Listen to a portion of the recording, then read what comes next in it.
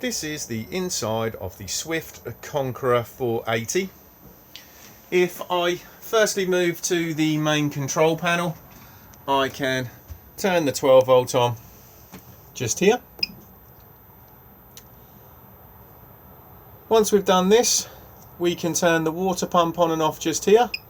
We need the water pump on to be able to get water out of the taps and fill the boiler if it has been drained down. Whenever the pump is running, the green light will flash. If we want to fill the onboard water tank, we need to highlight this one here, and as you can see, it will also let you know how much water is actually in the fresh water tank. Here is just indicating that we're connected to mains electricity and that we're using the caravan leisure battery. If I now press view levels, this will give us a condition of the leisure battery and again how much water is in the fresh tank. And if we were connected to a tow vehicle, it would also give an indication of the condition of the vehicle battery. If I now just move down slightly, we then have the control panel for the Aldi heating and hot water system. To turn the system on, just press the button just here.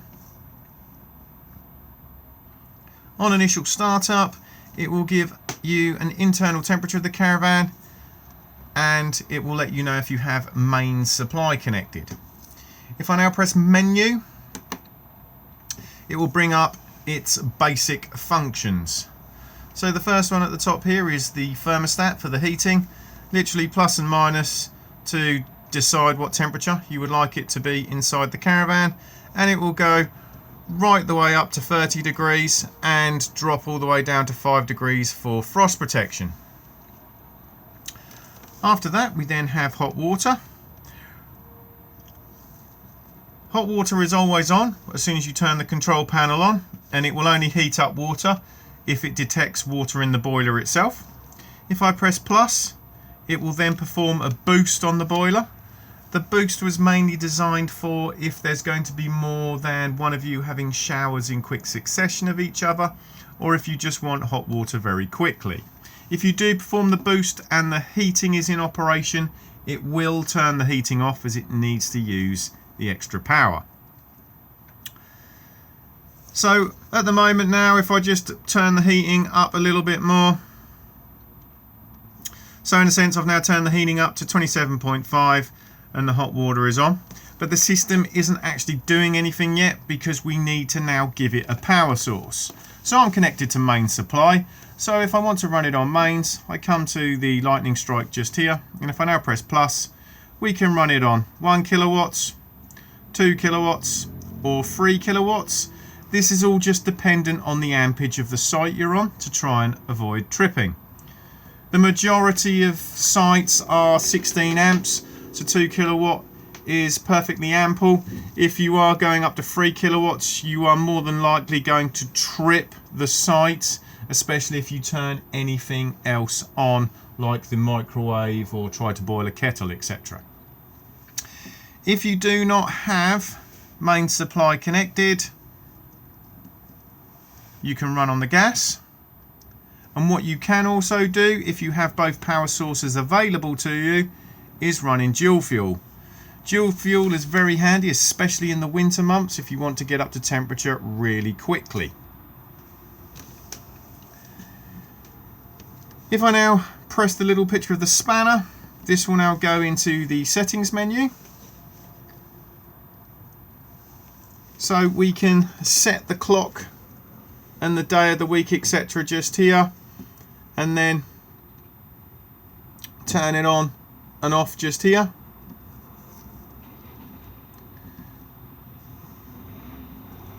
We can then set night mode as well just here, so you can set it to whatever temperature you would like it throughout that night period.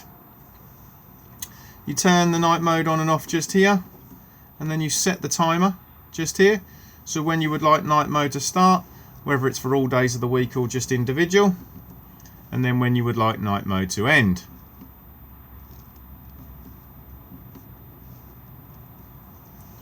You then have your 24-hour timer just here for during the daytime, so you can have it when you like it to start, whether or not it's just for individual days of the week.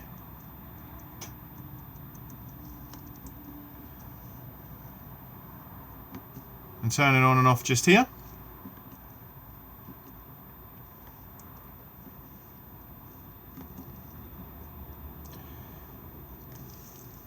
Pump settings, just leave it set on thermal.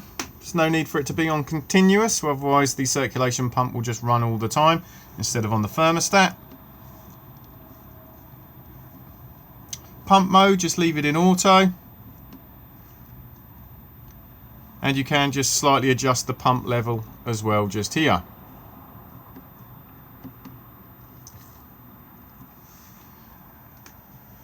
Summer and winter modes for gas. If you put it into on position and you're running in winter mode, it will avoid the regulator from freezing up.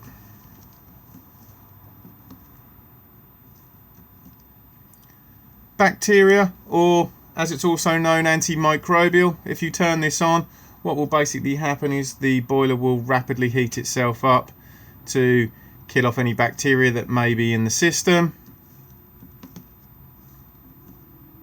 Temperature offset for the internal thermostat. So if you don't think it's quite correct, you can just slightly adjust it. Ignore the bottom one because this particular caravan is not fitted with an external thermostat.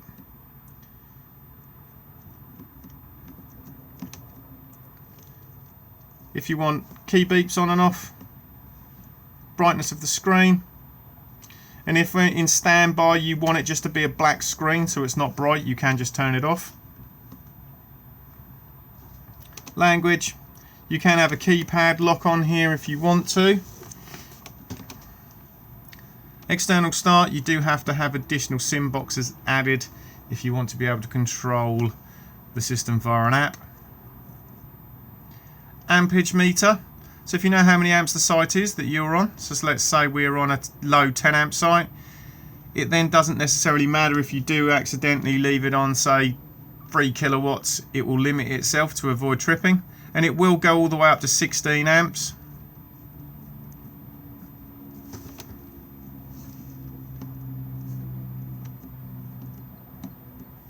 Service, more for the workshop, but it will let you know what the activated functions are, and it will give you the temperatures of everything as well.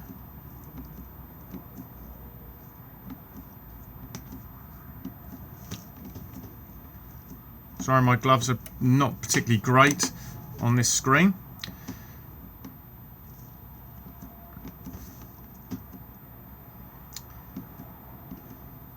We have full factory reset just here, so if you get yourself into a spot of bother and you can't clear anything down, you can just reset it back to factory. And then the translator again is for the workshop. If I now move to the bench seat just here and I remove the cushions, you will now see that we have the Aldi boiler just located here, and then we have the internal water tank just here.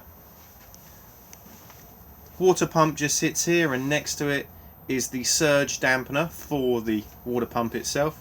It just stops it from shuddering. We then also, if I now pull down, have the drain valves for the boiler itself and the internal water tank.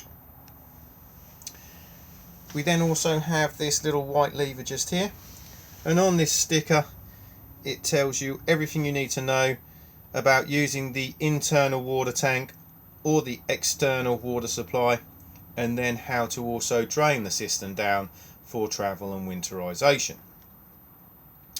So at the moment you'll see that both drain valves are in the closed position, and this white lever here is pointing across to the right. So you'll see at the moment that I am using the external water supply. So I have the Aqua Roll plugged in outside to the point that says direct to tap, and I have this across like so. And now if the water pump's turned on and I open the tap up, it's just literally taking the water directly out of the aqua roll to the taps. If I want to use the internal water tank, and as we know we've still actually got at the moment half a tank of water in here, all I then literally just need to do is turn this lever down like so, and now with the water pump turned on, if I open a tap up, it's then taking its water supply directly out of this tank. To drain the system completely down for travel and winterization, we need to return it so it's facing to the right, and then we need to make sure that the water pump is turned off, and then we can open up both of these taps. So if I now lift this one up, we're now draining the water out of the internal tank, and if I now open this one up, we're now draining all the water out of the boiler. If you are fully winterizing the caravan, I always suggest that you then also open up the taps as well, because this will help release any airlocks in the system and help it drain down far more efficiently. When it comes to refilling the boiler back up again, make sure the taps are all closed. Make sure that the boiler is in the closed position. If you're not going to be using the onboard water tank, you can literally leave it open like it is now. And then once you've done this and you've connected up your aqua roll direct to tap, all we now need to do is turn the water pump back on, and then it will begin refilling the boiler back up again.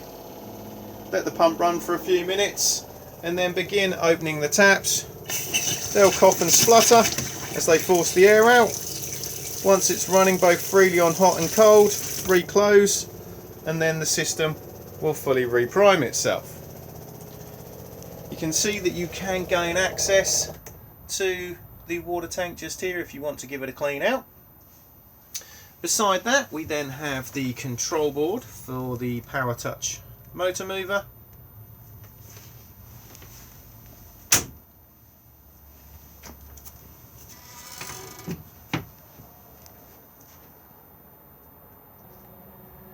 If I now move across to the other bench seat, and again just remove the cushions,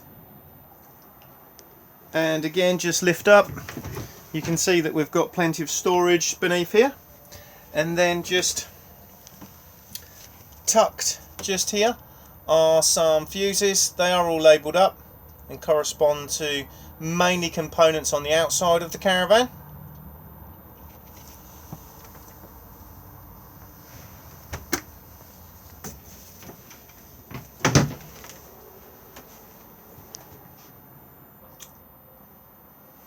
In the overhead locker just here you will find the consumer unit.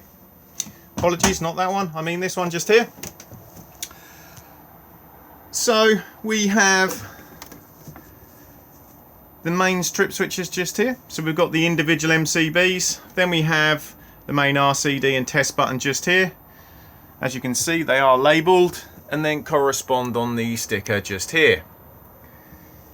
We then also have the 12 volt fuses just here, and again they are numbered and correspond on this part of the sticker just here. We then have isolator switches for components that use mains electricity. So we have the orange one just here for the heating and the hot water.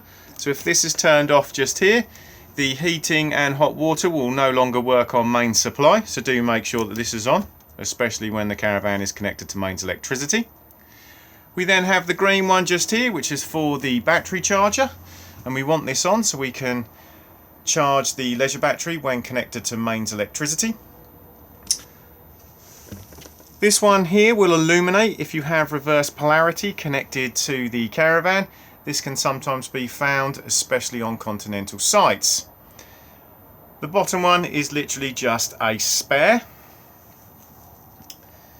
We then have full system shutdown just here, so if you're not using the caravan for long periods of time, you can press this and kill any residual draw on the leisure battery. And then we have buttons here which are mainly for the workshop, but if you press select, it will just give you a condition of the leisure battery, and again if you were connected to a tow vehicle it would give the voltage of that as well.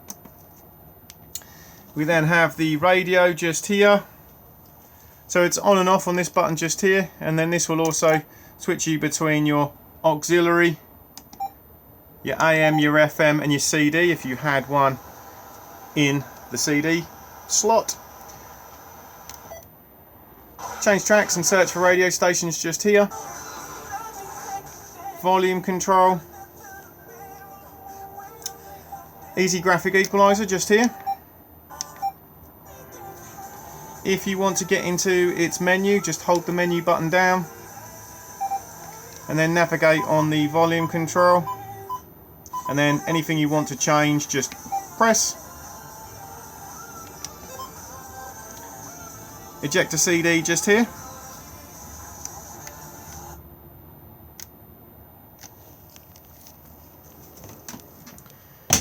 Just here you will find the solar panel regulator. You do not need to do anything with this, it will just smart charge the battery as it's required.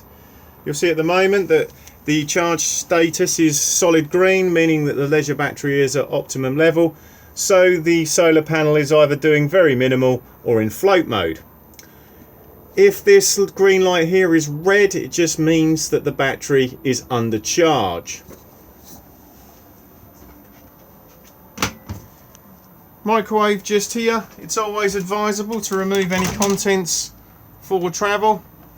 This will work when the caravan is connected to main supply. And we have stuff like quick start just here, stop, etc.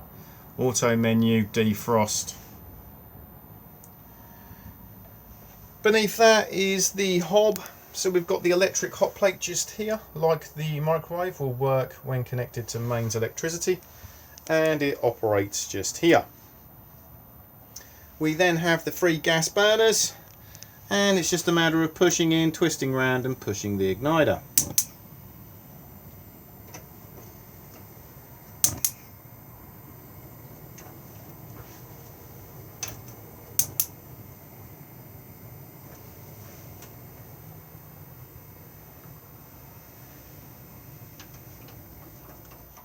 Beneath that is the grill.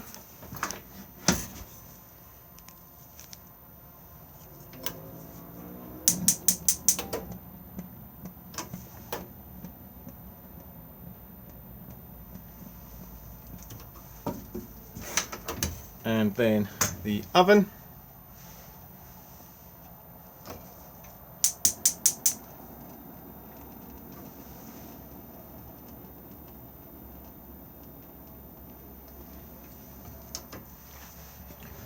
Beneath the oven you will find storage, and you will also find a plug plugged in, which is just for the electric hot plate. In the cupboard beside you will find the draining board and the sink cover, and then we have the pull out rack, and then you will find some gas isolation taps. They are colour coded and then match on the sticker just here. They're all in the on position, and quite frankly they can stay like that. I always say if you do smell gas in the caravan, go to the source and turn off the gas bottle. The Dometic fridge turns on and off just here. And then we have main supply just here. If you don't have main supply connected, you can run on gas, and it's just a matter of just pressing and highlighting the flame. These particular fridges auto ignite themselves, so you don't need to do anything else. If it does fail to light due to the fact that your gas is depleted and not turned on, or there may be some air in the system, you can make it reset and try to light again just by pressing the button just here. We then have 12 volt maintain, which is the setting we have it on when towing the caravan to keep the fridge cold on the move. If I press it at the moment, it is going to beep at us because we're not connected up. It will also make that noise if I was not connected to main supply and trying to run it on mains as well. Temperature control just here.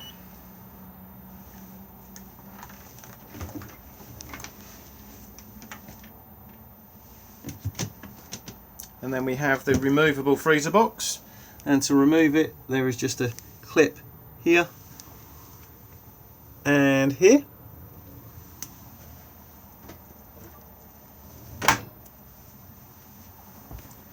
Above my head is the Omnivent Fan. To use this, firstly open the roof vent itself, and then the middle button turns the unit on. That noise you can hear is just indicating that the fresh water tank is now empty, due to the simple fact that obviously I have been emptying it. If I now hit view levels, it will now silence it. If we now return back to the Omnivent Fan, so as you can see we've turned it on, and now we have arrows out for extraction and arrows in for cooling. Variable fan speed just by pressing.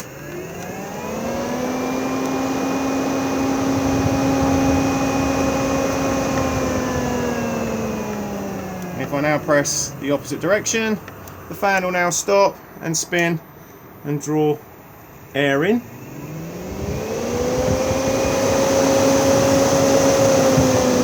Do make sure that all roof vents are closed for travel.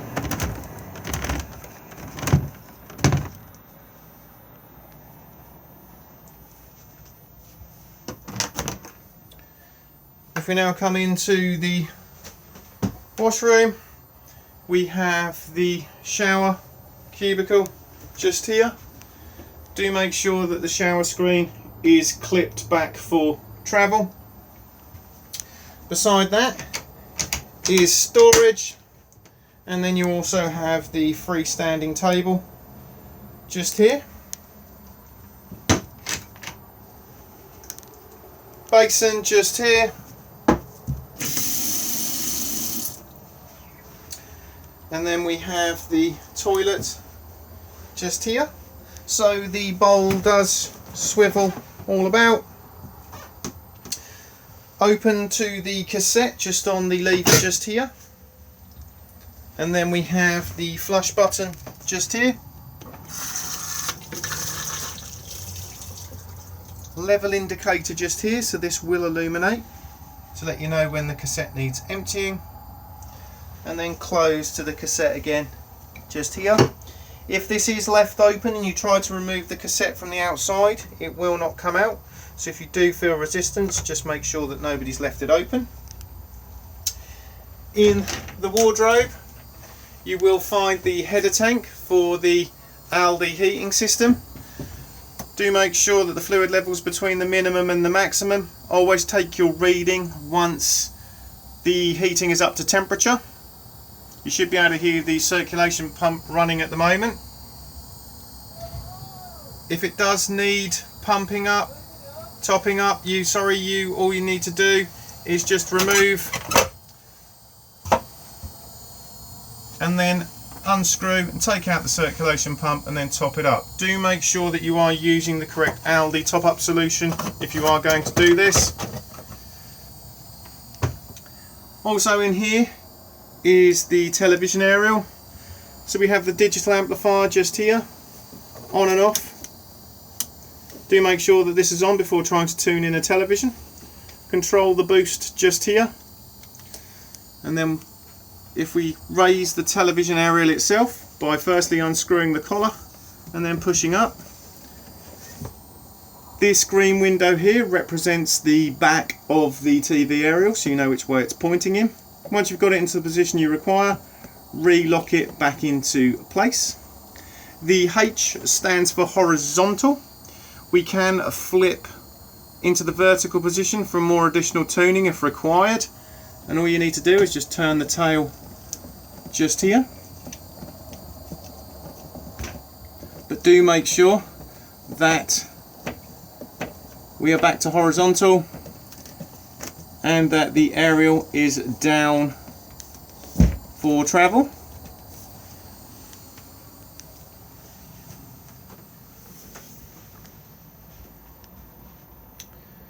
With the front bed, you can either have 2 singles or a double. For the double, just pull the sections across and then just pop in the 2 back cushions.